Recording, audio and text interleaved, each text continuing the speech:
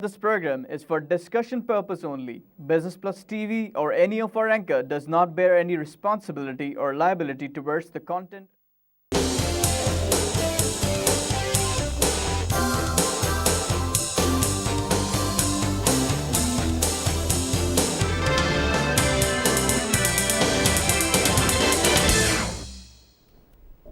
नाज़रीन, welcome to the market show. मैं हूं अली नासिर। आज जिस मौजू के ऊपर जनाब वाला हमने गुफ्तगू करनी है वो ये है कि हमारे एक्सपोर्ट्स के अंदर जो गिरावट आ रही और उसके साथ कंपैरिजन के अंदर अगर हम देखें तो कमोडिटीज़ प्राइसेस के अंदर बैनुल-अक़वामी सतह के ऊपर बड़ी तेज़ी से कमी देखने में आई।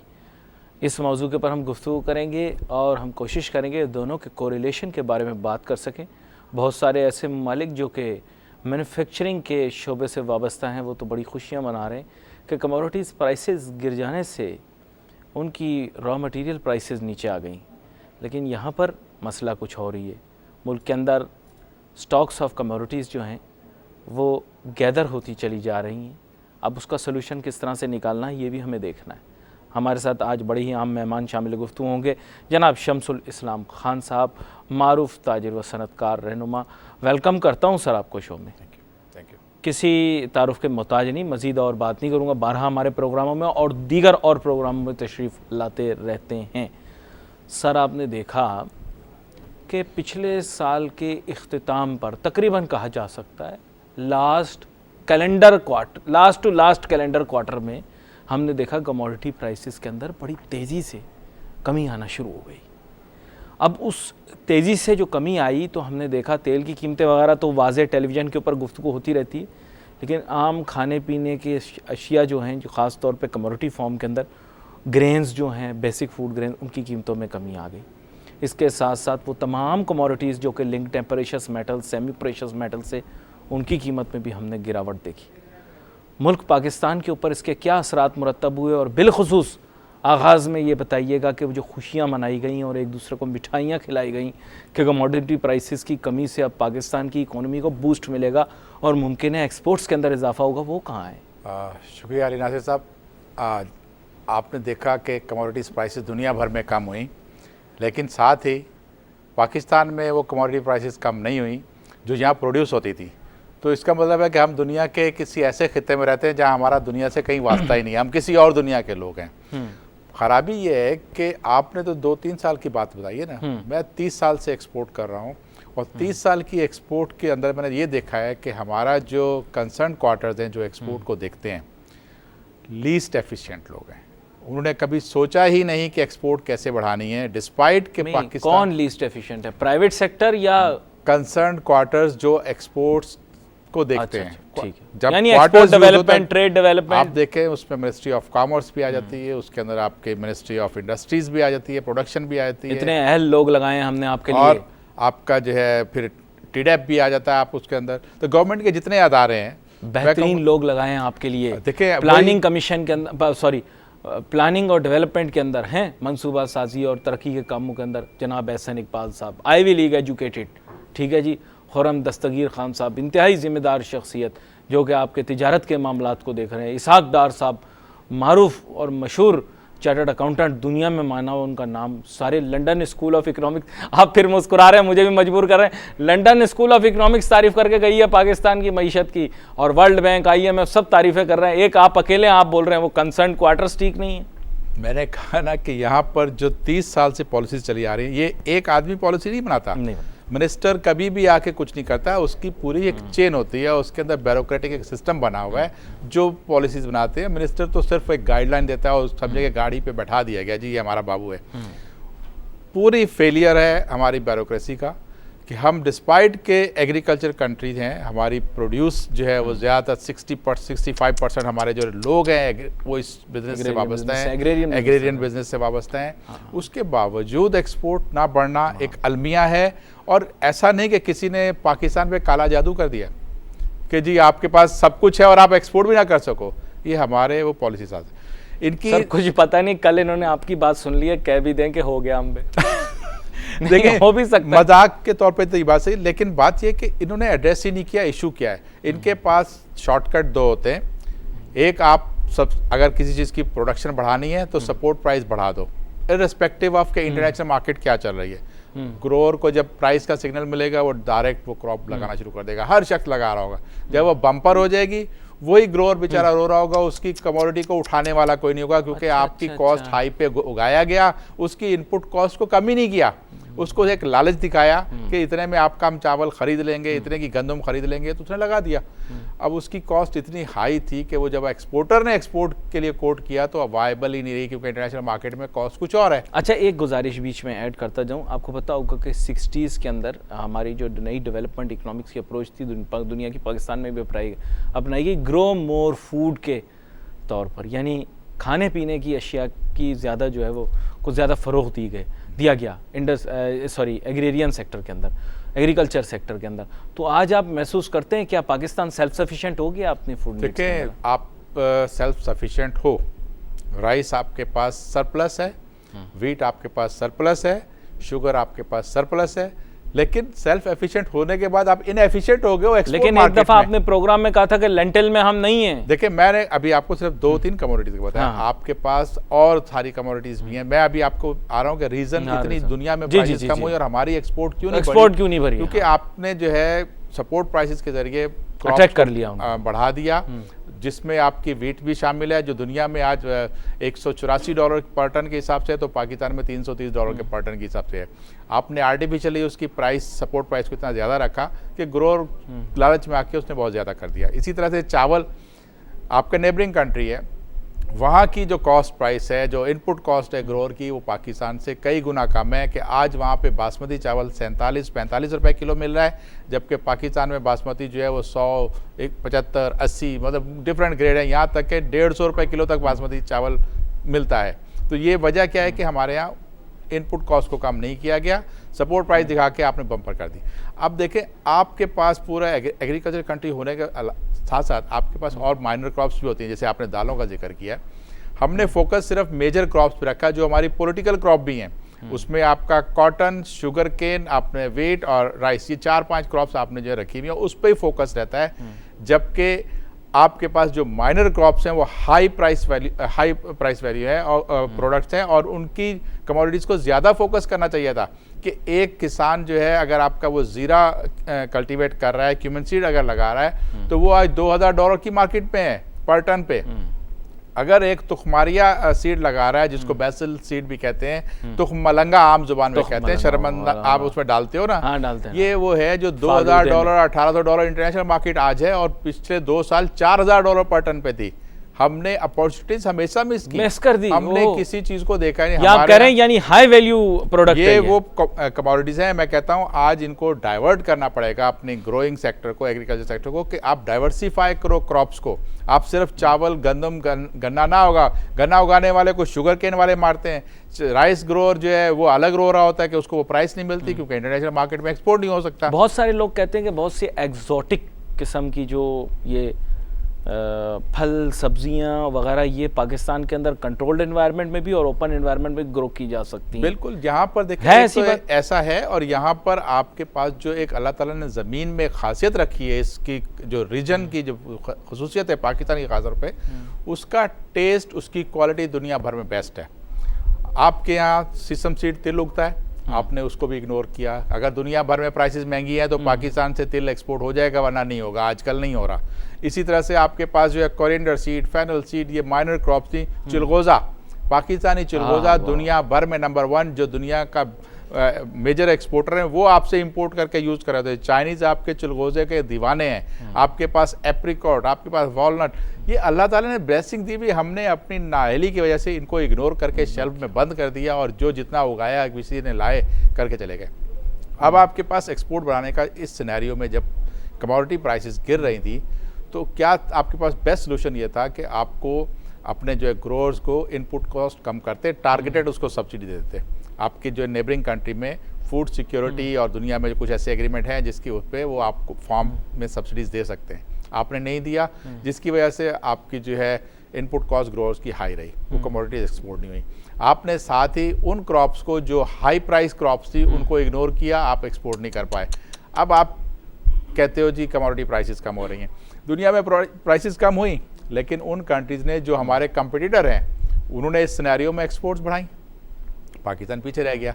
तो मसला कमोडिटी प्राइसेस का इंटरनेशनल गिरने का नहीं था, मसला ये था कि हमारे जो पॉलिसी मेकर्स थे उन्होंने वही दकियानूसी पॉलिसी जो 60s में चली थी तो आज तक नॉन स्टॉप चलाते गए, वो वही 4 क्रॉप्स को लगाते यही बात सही है ना। बिल्कुल, आपने, मैं कह रहा हूँ उस जमाने में जो पॉलिसी आई थी, पॉलिसी लगी 60s में, इंडस्ट्री का जो हुआ, आपका जो ग्रोथ हुई इंडस्ट्री की वो 60s की है। आपकी वही टेक्सटाइल को अभी तक आज हम घसीट रहे हैं और वही एग्रीकल्चरल पॉलिसी को घसीट रहे हैं। और फिर जिस हालत में था उसी हालत में घसीट रहे हैं। आपने उनको जो है R&D, रिसर्च एंड डेवलपमेंट का कल्चर डेवलप ही नहीं होने दिया। दुनिया भर में एक्सपोर्टर्स जो है, जो एग्रीकल्चर कमोडिटी के मैं बात करूंगा, वो खुद अपनी R&D करते हैं, खुद अब उनका अपना सीड होता है, खुद वो अपनी मोनोपोली करके और ह्यूज क्वांटिटी में एक्सपोर्ट ग्रो करते हैं और एक्सपोर्ट कर रहे होते हैं। वैसे मुझे सच बताइए, कोई एंटरप्रेन्योर आपने देखा वाकई में जो R&D के अंदर लगाता हो पैसे? इतने बड़े बड़े लैंड होल्डर्स, आपको पता है अमेरिका वाले भी हैरान हो जाएं, इतनी बड़ी आप लोगों के पास कभी कभी लैंड होल्डिंग पाकिस्तान के मुल्क के अंदर होती है। ऐसी बात नहीं, अमेरिका में कम होती है, अमेरिका में बहुत बड़ी बड़ी होती हैं, लेकिन they are developing new stuff.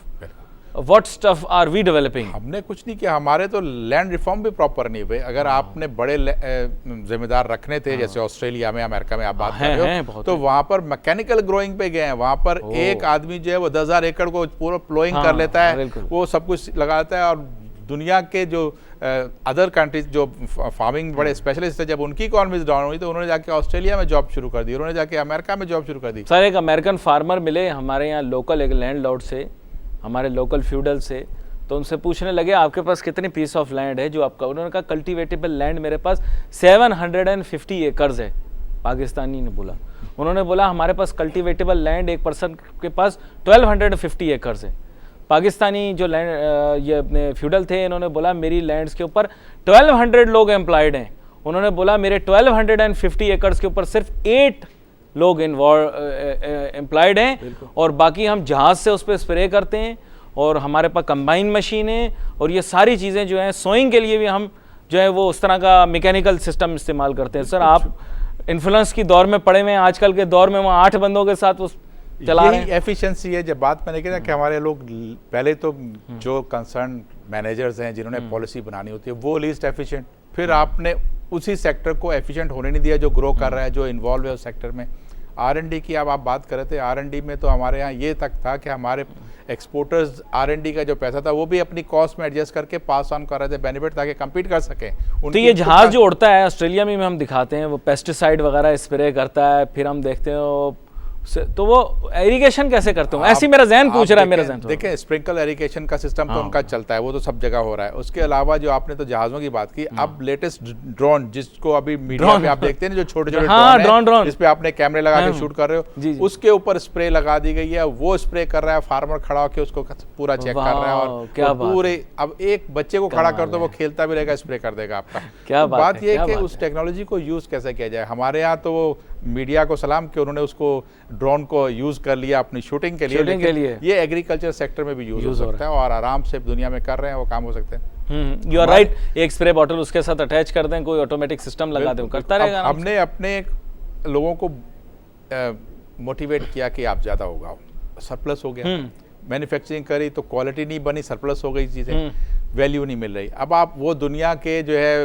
Brand आपने डेवलप ही नहीं कर सके। जो आपने पाकिस्तान में अगर आप देखेंगे चंद एक ब्रांड है जिनका आप नाम सुनते हो, बाकी कहाँ है? टेक्सटाइल में कौन सा ब्रांड है आपके पास? कमोडिटीज में कौन सा ब्रांड है? मसालों में एक आध ब्रांड के अलावा एक आधा ब्रांड, एक आध चीज से नहीं, ब्रांड तो वो एक आधा ब्रांड है। लेकिन मैं क्लियर कर दूं, मेरे ख्याल उसके फॉरेन बायर इतने नहीं है जितने ओवरसीज पाकिस्तानी या नॉन रेजिडेंट इंडियन उसके बाहर है। मैं एक बड़ी क्लियर कर रहा हूँ ना बात।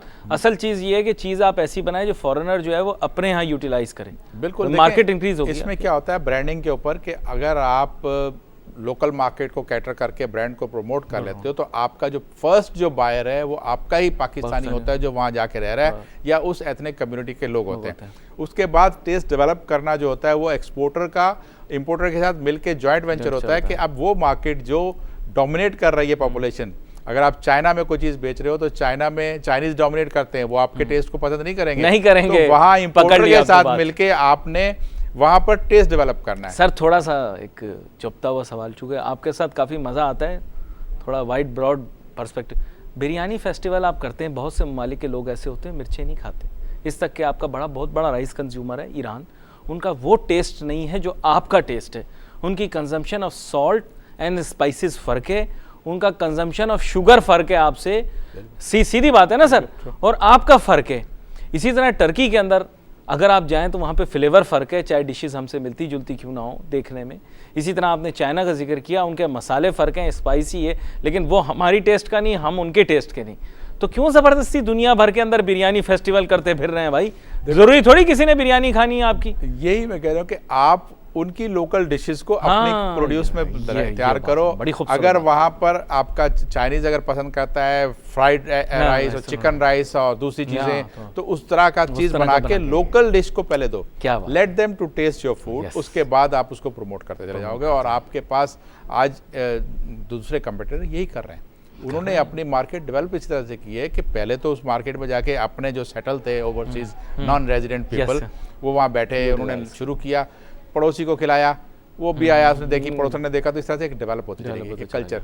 अब मैं आपको फिर एक वापस जी प्लीज, आप देखें इस वक्त ज़रूरत ये है कि आपको एक्सपोर्ट कल्चर डेवलप करना है। नहीं, मैंने इस वजह से आपसे ये सवाल पूछा था क्योंकि जब भी हम राइस पे प्रोग्राम करते हैं, बिरयानी फेस्टिवल के आगे हम कोई बढ़ते ही नहीं आगे। बिरयानी फेस्टिवल हमने कर दिया। बेल्जियम में क्या बिरयानी फेस्टिवल करेंगे सर? उनको तो 2 निवाले मिर्च के खा लें तो उनकी आंखों से आंसू आना शुरू हो जाते हैं। आप अपना टेस्ट भी रखो, लेकिन उसके अंदर उनके टेस्ट भी दो और उनको चेक कराएं। इसलिए मैंने ये मौजूद आपके साथ डिस्कस किया। फ्रूट्स प्रोमोट हुए इसी तरह से टेस्ट में हुए कि वो जाएं। अब हमारे यहाँ मिठास ज्यादा है, दुनिया में आम मीठा पसंद नहीं करते ज्यादा, तो हमारा सिनरी ज्यादा एक्सपोर्ट होता है क्योंकि वो कम मीठा है, बाकी दूसरे आम इतने ज्यादा नहीं जाते। इसी तरह से आपके दूसरे फ्रूट्स हैं, तो वो उनके हिसाब से करना पड़ता है। लोगों ने अपने बनाना या मिठास कम कर दी। हमारे यहाँ केला इतना बेहतरीन केला है, लेकिन उसको एक्सपोर्ट नहीं कर सकते कहीं भी क्योंकि वो इतना मीठा है, उसकी शेल्फ लाइफ कम है। फिर दूसरी चीज़ें उसमें वो सारी चीज़ें यूज़ कर रहे हैं कि आप उसको पकाने के लिए उसमें कार्बाइड लगा देते हो। उसका आज तक पाकिस्तान में कोई कंट्रोल ही नहीं किया गया फ्रूट पे। देखिए ये ज्यादती है। अब आप देखें ये सारा कुछ हो गया, अब आप कहते हो जी एक्सपोर्ट हमारी कम हो गई। आपने ऑफिशियल टारगेट सेट किया था 2014-15 का कोई $27 बिलियन का, जो कि गिर के आपकी $23.9 बिलियन पे गई। आप तो ठीक ठाक किस्म की आपने ड्रॉप कर लिया। आगे और डिक्लाइन है, इस साल भी डिक्लाइन है। अब वजह अभी भी समझ नहीं आ रही, हम पॉलिसी दे नहीं पा रहे।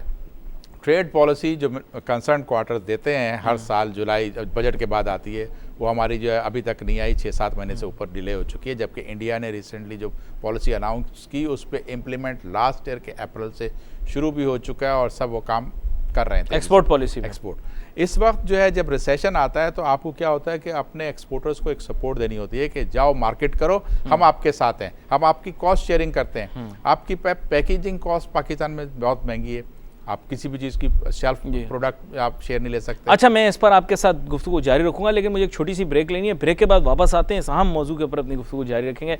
नाज़रीन, let's take a short break.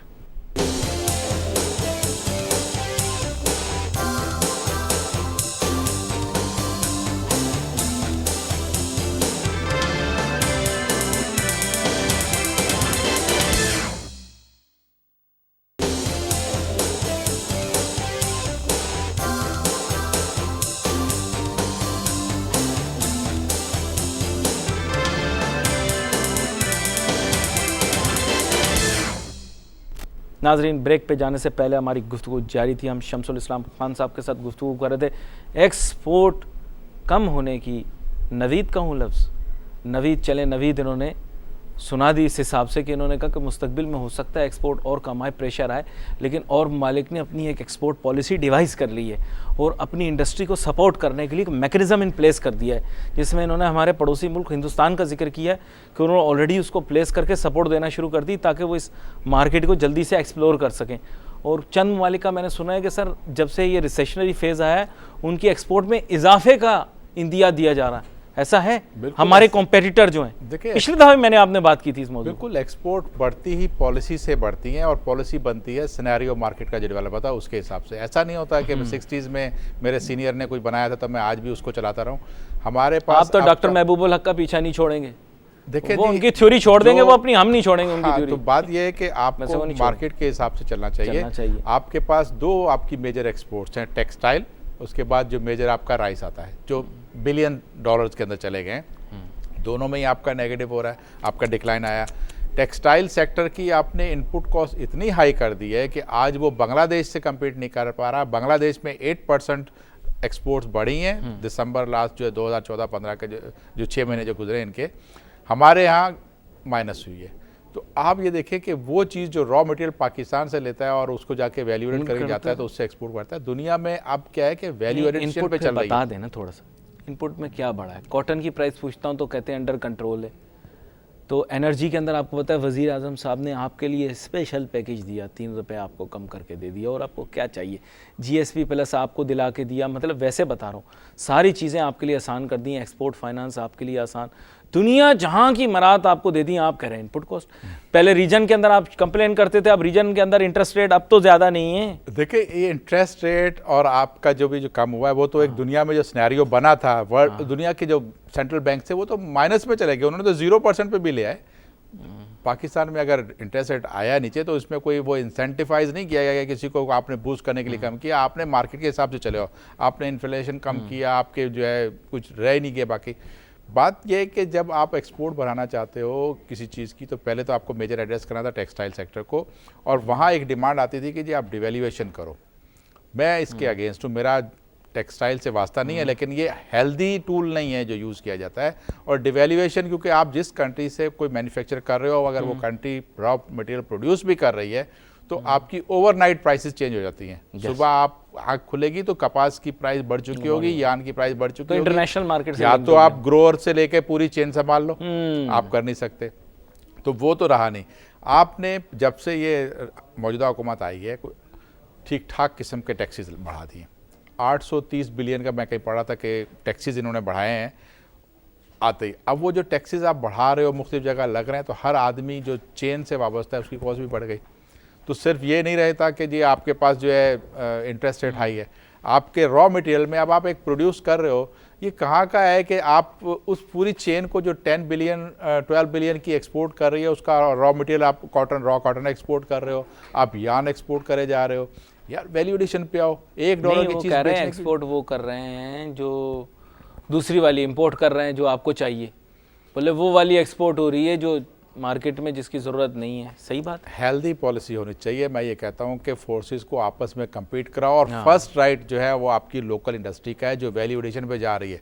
Value addition को आप प्रमोट करेंगे तो आपकी एक्सपोर्ट्स ऑटोमेटिकली बढ़ जाएंगी। आज दुनिया में रॉ मटेरियल बेच के आप एक्सपोर्ट नहीं बढ़ा सकते। मुझे सिर्फ इतना बता दें, कितनी एक्सपोर्ट ओरिएंटेड यूनिट्स आपने अपनी आंखों से देखी है नई खुलती हुई 3 साल के अंदर? मैं 3 साल मैं 10 साल से कह रहा हूँ कि हमारी जो है स्टैग्नेंट है या माइनस हो रही है।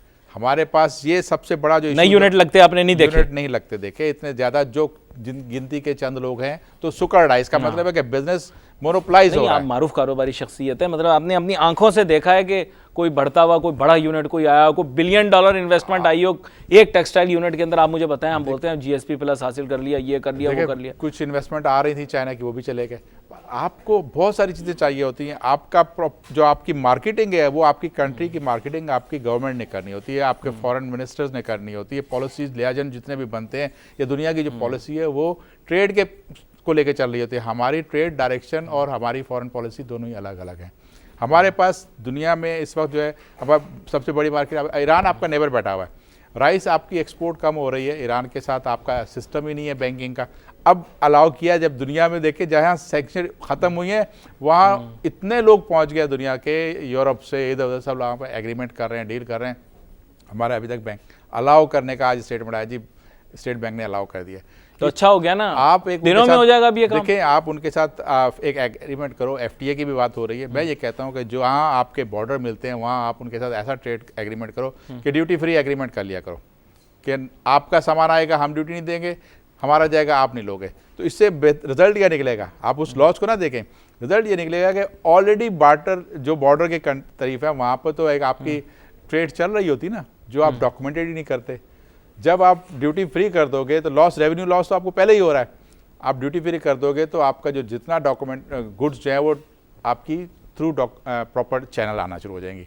कोई इंसेंटिव ही नहीं रहा उसके पास इलीगल ट्रेड करने वाले के लिए, तो उसको डॉक्यूमेंटेड कर दोगे, वो डॉक्यूमेंटेड करते जाओगे, इकोनॉमी बेहतर हो जाएगी और आपकी जो प्रोड्यूस थी, जो चावल का सरप्लस पड़ा था वहाँ ईरान में जा सकता था। लेकिन बहुत सारी प्रोडक्ट्स उनके पास है ना, वो हाई एंड, वो हमें भेजेंगे तो उनको फायदा है। देखिए मैं कह रहा हूं, हम तो यहाँ से भेज देंगे, पता नहीं हो। आप हमारे यहाँ यही तो मसला है कि शुतुरमुर्ग वाली पॉलिसी बनाते हैं, तूफान आ रहा है लेकिन हमने गर्दन छुपा दी, सर उसके अंदर दबा लिया तो बच बिटुमन जाएंगे। आ गया, डीजल आ गया, पेट्रोल आ गया, ये सब आ गया, कैसे रोकोगे आप? आपका मार्केट डीजल कंट्रोल मैं तो में कहता नहीं हूँ ये आएगा। जो अगर वो आ गया, जब आप फ्री करोगे तो आपको तो वही चाहिए बोल रहा हूँ ना ना। एनर्जी। तो इस वक्त पाकिस्तान जो है एनर्जी स्टाफ्ड कंट्री है ना, आपको एनर्जी चाहिए, आपको हर चैनल से एनर्जी चाहिए ताकि आप सस्ती दो। आज पाकिस्तान में डिस्पाइट के एलएनजी आप इंपोर्ट कर रहे हो, आप दूसरे कोल के लगा रहे हो, लेकिन आप किसी तरह से मुझे कोई बता दे एक्सपर्ट कि ये एनर्जी उस लेवल पे ले आएंगे जो हमारे कंपटीटर दे रहे हैं, हमें भाई सस्ती वो बिजली नहीं बोल के मिलेगी। 13,000 मेगावाट बिजली लगाने वाले हैं, आप अखबार पढ़ें। सर, अब मैं 13,000 मेगावाट 2008 से पहले, सॉरी 2018 से पहले तमाम मसले आपके हल हो जाएंगे। और आपको पता है कि 6 महीने का भी वादा आपसे किया है, साल का भी किया, 1.5 साल का भी किया, 2.5 साल का भी, 3 साल का भी किया, सारे वादे अली नासिर पूरे साहब किया। आप नहीं, देखें, एक मैं उम्र आपको गुजर गई, आज तक अखबार भी पढ़ते आए हैं, खबरें भी सुनते आए हैं, हर गवर्नमेंट को देख लिया, कुछ नहीं होता। ये स्टेटमेंट वहीं रह जाते हैं। आपके पास एनर्जी जब तक लो कॉस्ट नहीं होगी, जो दुनिया का मैं ट्रेंड बता रहा हूँ, जो बड़े बड़े मुल्क बैठे हैं, अमेरिका है, चाइना है, ये एनर्जी रिसोर्सेज इकट्ठे कर रहे हैं, कोई भी रॉ मटेरियल कहीं से भी लेकर आओ, लाओ। बिल्कुल सही बात और आगे जो सर्वाइवल है वो फिटेस्ट का सर्वाइवल है। हमारे पास सब्सिडी दे के या डिवेल्यूएशन करके कुछ नहीं हो सकेगा। एनर्जी इस वक्त जो है कंट्रोल फ्यूचर का जो है वो यूएस के पास है, शेख के हाथ से निकल गया। ये जो वॉर चली है ना, इसमें ये खाली हो जाएंगे। वो एक मिसाल थी कि एक पत्थर से 2 बर्ड्स मारे जाते थे, पुरानी हो गई, अब एक पत्थर से हज़ारों बर्ड्स मर जाएंगे। जो लिंक थे, आप देखो ऑयल प्रोड्यूसिंग कंट्री, वो उनकी इकोनॉमी ब्लीड कर रही है, बहुत गहरी इकोनॉमी ब्लीड कर रही है। एनर्जी वो कोई एक, जब आपका कंपटीशन होता है तो आप फिर सोचते समझते नहीं हो, कहते हो नहीं। अभी रिसेंटली ईरान ने कह दिया जी आप फ्रीज करने की बात ही ना करो। वाकई में आपको लगता है शेल ऑयल इतना मौजूद है दुनिया के अंदर? मैं कहता हूँ उनके पास सब कुछ बेस्ट, इस वक्त किंग है यूएस से जो है एनर्जी का, उसके पास तो इतनी चीज़ पड़ी हुई है। शेल तो हमारे पास भी है, गैस हम लोग टैप नहीं कर रहे, हमारे पास गैस लोकल भी। आप देखें, अब आपकी एलएनजी इंपोर्ट हुई है, कॉन्ट्रैक्ट होगा आपका, लंबा कॉन्ट्रैक्ट कर लिया, अब आप सारे बाकी चीज़ों को छोड़ जाओगे। जबकि एनर्जी मिक्स करना जो है वो आपका राइट जो है प्रूडेंट सोल्यूशन ये है कि आप जो सबसे सस्ती पैदा हो रही है बिजली, आपकी न्यूक्लियर की 1 रुपया कुछ कॉस्ट आती है उसकी, उसी का शेयर कम है। एनर्जी मिक्स में आप देखें तो सही कि जो महंगी है वो आप ज़्यादा बना रहे हो, और जो सस्ती है हाइडल की आपका वो 12% अच्छा, मैं बड़ा पे आ गई। स्ट्रॉन्ग प्रोपोनेंट था जौहरी तवानाई का, पुरअमन जौहरी तवानाई का बड़ा स्ट्रॉन्ग प्रोपोनेंट था, लेकिन जापान के ज़लज़ले के बाद मैं ये सोचने पर मजबूर हो गया कि हम अपनी कितनी एनर्जी ख़ास तौर पे इस पर बना सकते हैं, जौहरी तवानाई पर, क्यों दिल में खौफ सा आ जाता है। हमारे यहाँ एक सीधी सड़क बनाना मुश्किल हो जाता है, ये कंट्रोल्स की वजह से जो है ना हम मिक्स नहीं बढ़ा रहे, मुझे ऐसा लग रहा है। मेरा अपना तासुर ये कि क्योंकि ये पीसफुल न्यूक्लियर एनर्जी जो है ये सिविलियन यूसेज के लिए होती है, तो इस पर कंट्रोल्स वगैरह लगाना मुश्किल हो जाता है। शायद इस वजह से गवर्नमेंट इसके बारे में इतनी कीन ना हो, मेरा ऐसा ख्याल है। दुनिया में एनर्जी मिक्स को लेके चला जाता है, एक भी नहीं होता कि आप सिर्फ न्यूक्लियर पे चले जाओ और फिर आप अपग्रेडेशन भी करते हो। हमने कितना अपग्रेड किया है, हमारे पास फंड्स ही नहीं होते, हम ऐसी जगह लगा रहे होते हैं, अपने फंड्स को ज़ाया कर रहे होते हैं, टैक्सेस को ज़ाया कर रहे होते हैं। आप अपने आप को अपग्रेड करो और अपने एनर्जी मिक्स को लो कॉस्ट पे लेकर आओ, ताकि आपके पास, आप एलएनजी यूज़ कर रहे हो, आपके पास कोल का भी है, आपके पास हाइडल का भी होना चाहिए, लेकिन जो सबसे चीपेस्ट है उसका रेशो बढ़ाओ और इस तरह से आप अब आप सस्ते को बंद कर दो, हाइडल नहीं चलाओगे, न्यूक्लियर आप यूज़ नहीं करोगे इस खौफ से कि शायद वो हो जाएगा। उसकी अब सारा सिस्टम को इम्प्रूव करना पड़ता है। एनर्जी सस्ती जिस मुल्क की होगी वही दुनिया की मार्केट में इकोनॉमी को अपने ऊपर लेकर आएगा और वही एक्सपोर्ट करेगा। इंडस्ट्रियल सेक्टर उसका ही चलेगा, उसी का जो है वो एग्रीकल्चर सेक्टर। तो आप ये कह रहे हैं अभी हमने सबसे एक्सपेंसिव मिक्स बनाया अपने हिसाब से? इस वक्त तक हमारे पास मिक्स ही है, हमारे सबसे की बात नहीं करूँगा। अब अमेरिका में देखें जी 40% वहाँ का उनका कोल बेस्ड एनर्जी मिक्स में उनका वो है। फिर बात लोग करते हैं जी स्टैंडर्ड आपका एनवायरनमेंट इसकी, ये सारी बातें यहाँ होती हैं, तो क्या उस वहाँ पर नहीं है? उन्होंने भी किया। हमारे अपने, मुझे एक और बड़े लॉजिक समझ नहीं आ रही कि जो थर में आपके रिजर्व्स हैं इतने ज़्यादा, उसको प्रॉपर तरीके से यूटिलाइज करके गैसिफिकेशन करते हो और उसको जनाब आप नहीं, यहाँ आपने देखे ना टेक्निकल पॉइंट पकड़ लिया, गैसिफिकेशन वो है, होगा, करेंगे, किस तरह से होगा वो बड़ा कॉम्प्लिकेटेड तरीका। वो गीला कोयला है जहाँ तक मुझे पता है, गीला कोयला है, तर हुआ हुआ है। अली साहब मैं आपको बताऊं, मैंने थोड़ी सी जियोलॉजी भी पढ़ी हाँ, है। नहीं आप बताएं। मेरा बैकग्राउंड थोड़ा सा जियोलॉजी से भी है। अच्छा, कमोडिटीज के साथ बताएं ताकि वजाहत हो ना। देखें होता क्या है कि जियोलॉजी में एक टर्म यूज कीजिए, जियोपॉलिटिक्स। आजकल तो आप जियोपॉलिटिक्स से कहते हो ना, फला मुल्क में क्या सियासत चल रही, वो जियोपॉलिटिक्स ये होती है जियोलॉजी में कि आप उस प्रोड्यूस को, कोई कंट्री अगर कोई चीज़ है वो मैटर, उसके हिडन रिसोर्सेज हैं, उसकी प्राइस इतनी नीचे रखो कि वो डिग आउट करके उसकी कॉस्ट ही ना पूरी कर सके, तो हमेशा के लिए वहाँ पड़ा रहे, वो एक्सप्लोर ही ना करे। इसमें जब भी आपके मटेरियल, मेटल्स, आपकी गैसेस, आपका कोल, कुछ भी होता है, जब आप एक प्रोसेस स्टार्ट करते हो आहिस्ता आहिस्ता ऊपर आता है, उसके बाद उसकी कॉस्ट कम हो जाती है। हमें सस्ता इम्पोर्टेड कोला मिल रहा है, हम कहते हैं ये नहीं करेंगे। आप अभी भी कुछ इन्वेस्टमेंट हो रही है और काम चल रहा है वहाँ पर ना, आप वो भी करते, फिर आप क्या इम्पोर्ट करके कोयला आप लेकर आ रहे हो यहाँ से पोर्ट से, फिर आप ट्रांसपोर्ट करके ले जाओगे साहिवाल में, तो वो कॉस्ट भी तो ऐड होगी ना। तो एनर्जी सस्ती मिलने का कहीं से नज़र ही नहीं आ रहा। अगर ऐसा होता कि जहाँ पर अगर इम्पोर्टेड यूज़ करते हो तो आपको पोर्ट पे प्लांट लगे होते, वहाँ आप करते, उसको सिक्योर करो जो दुनिया के दूसरे मुल्क कर रहे हैं, अब इंश्योर कर दो। लेकिन एनर्जी का फ्यूचर मुझे लग रहा है कि पाकिस्तान में सस्ती बिजली नामुमकिन है, नहीं मिलेगी, क्योंकि अब बहुत सारे वेस्टेड इंटरेस्ट भी इन्वॉल्व हो चुके हैं, उसमें जितनी इन्वेस्टमेंट कर चुके हैं लोग, हर आदमी। डू यू थिंक ये कोल फायर्ड प्लांट्स जो कि पोर्ट पे लग रहे हैं हमारे यहाँ, they will lead to better cost of energy? उसकी देखें ट्रांसपोर्टेशन कॉस्ट ही तो बचाई जाती है ना। रॉ मटेरियल अगर सस्ता इंपोर्ट करोगे तो उसको अगर फर्दर उतनी ही कॉस्ट पे कर दोगे अपने कहीं और ले जाने के लिए, तो उसके बजाय यहाँ लगा देते। अब उसके डिसीजन हमारे यहाँ जो है नेशनल इंटरेस्ट पे नहीं होते। खैर कोस्टल बेल्ट पे ही आएगा वो, कोस्टल बेल्ट साहिवाल पे जा रहा है ना, मैं उसकी बात कर रहा हूँ। अच्छा, मैंने अच्छा, यहाँ की बात नहीं करी, कुछ यहाँ पे लग रहे हैं, कुछ लग रहे हैं, मैंने लेकिन सुना जो है। साहिवाल में लगेंगे क्या वो बिजली जो है वो नेशनल ग्रिड में उस रेट पे आएगी जिस पे कोयले की आनी चाहिए? अगर वो लेवल वही रहेगा कि जो हम थर्मल पे ले रहे हैं, तो भी तो इंडस्ट्री वहाँ पे भी नहीं चलेगी। आपने बल्ब जला दिए, रोशनी कर दी, लेकिन उसकी अफोर्डेबिलिटी भी तो रखो ना, तो ये नहीं हुआ। तो अल्टरनेटिव का क्या लॉजिक है फिर? वैसे ही पूछ रहा हूँ आपसे, वो थोड़ा सा कमोडिटी से हट जाता है। ये सब अल्टरनेटिव रिन्यूएबल एनर्जी जो है ये सबको लेके आपको चलना चाहिए था, और एनर्जी मिक्स में आप सब कुछ रखें जो आपका हो सकता है, सारे यूज़ करें और मिनिमाइज करें। और फिर आप एक्सपोर्ट को बढ़ाने के लिए इस वक्त आप डिवैल्यूएशन, जैसे मैंने कहा ना कि बीच में और डिमांड आ रही थी, उसकी बजाय आप एक्सपोर्टर्स को एक इंसेंटिव वाउचर स्कीम शुरू करो। और ये स्कीम यहाँ पर हमें जर्मनी ने 60s में दी थी, हमारे यहाँ काम हो चुकी थी, उसको थोड़ा सा ऑल्टर करके। क्या चीज़ है ये? इसमें ये होगा कि आपने अगर $1 कमाया तो आपको $1 का वाउचर मिलेगा, उसके अंदर आपको ₹5, ₹6, ₹8 जो आप इंसेंटिव देना चाहते हो, डिवैल्यूएशन करना के सोच रहे हो ना, वो आप उस पर रख लो। और वो वाउचर, बोनस वाउचर जो है ट्रेडेबल होगा कि इंपोर्टर आपसे परचेज करे। जब ट्रेडेबल होगा तो वो आप जब अगर ₹5 रखोगे तो उसको ₹6 मिल रहे होंगे, 7 मिल रहे होंगे। जैसे एक ज़माने में FEBC भी एक्ट आपको ट्रेडेबल होगा, अब वो ट्रेडेबल होगा तो वो इंपोर्टर उसका रॉ मटेरियल इंपोर्ट कर रहा है, ड्यूटी पे कर रहा है, तो वो उन वाउचर्स के थ्रू पे कर देगा। तो ड्यूटी का जो हाइक आती है बहुत ज़्यादा बढ़ने की, वो कम हो जाएगी उसकी। इसी तरह से अगर वो कोई और चीज़ें ला रहे हैं तो एक तरह दोनों को फ़ायदा मिलेगा, इंपोर्टर को एक्सपोर्टर को, दोनों को मिलेगा, और एक्सपोर्ट बूस्ट कर जाएंगी।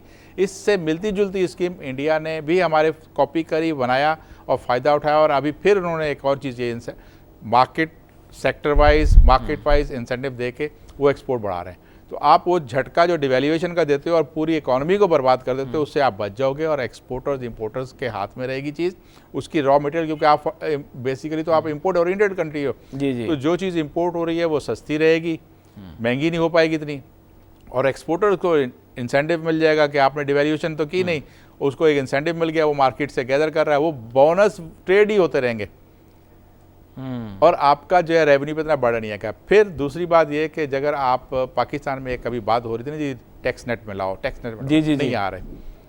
यहाँ कल्चर अगर ये है, माइंडसेट ये है कि हमने टैक्स नेट में नहीं आना, तो आज आप अनाउंस कर दो, ठीक है जी, ये एक्सपोर्ट करने वाले जितने एक्सपोर्ट ओरिएंटेड सेक्टर है और जितने भी नए लगेंगे सारे टैक्स फ्री हो गए।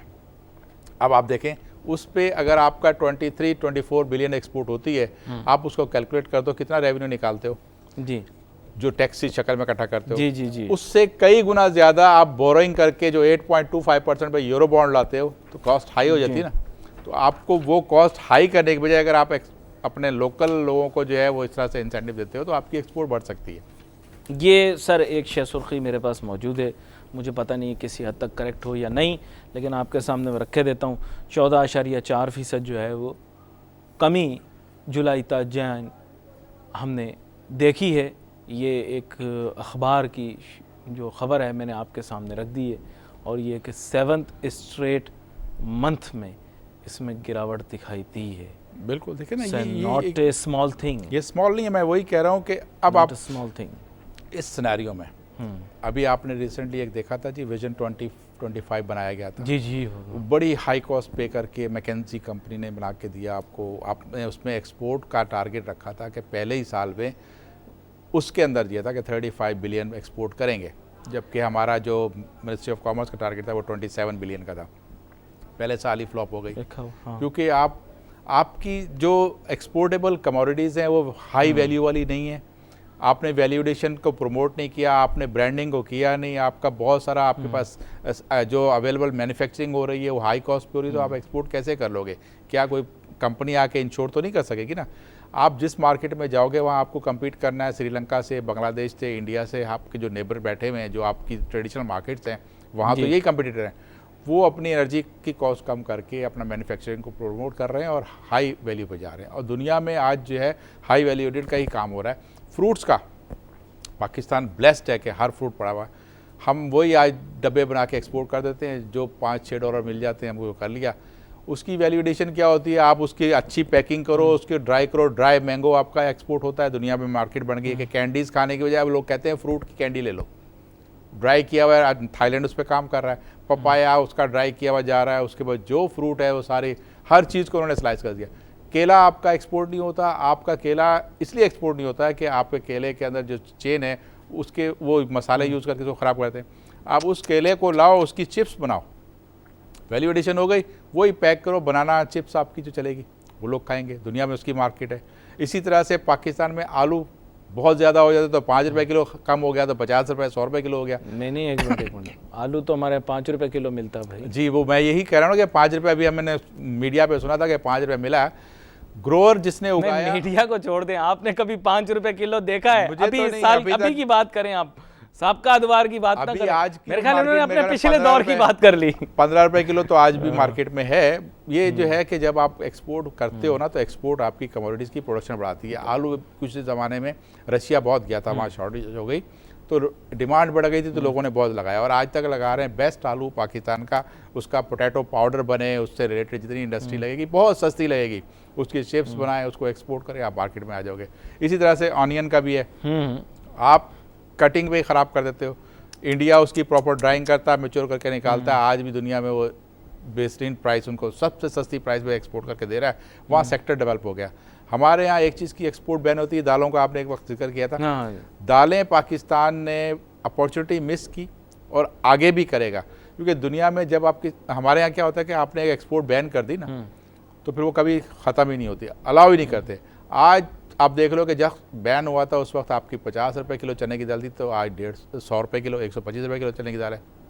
माश की दाल उस ज़माने में 50-60 की थी, आज वो ₹250 ₹200 किलो के पहुंच गई।